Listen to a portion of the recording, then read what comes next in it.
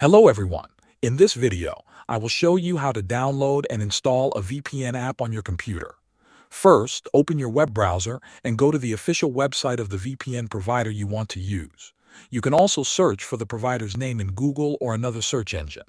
Make sure the website address looks correct and is secure.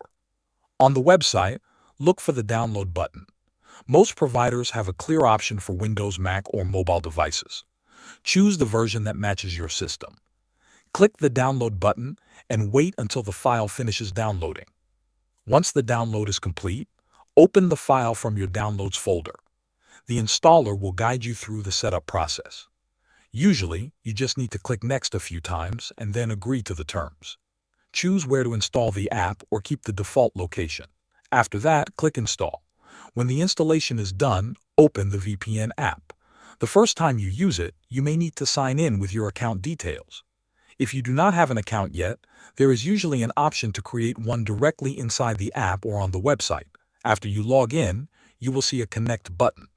Click it to activate your VPN. You can also pick a server location if you want to connect through a specific country. Now your VPN is ready and running. Thanks for watching.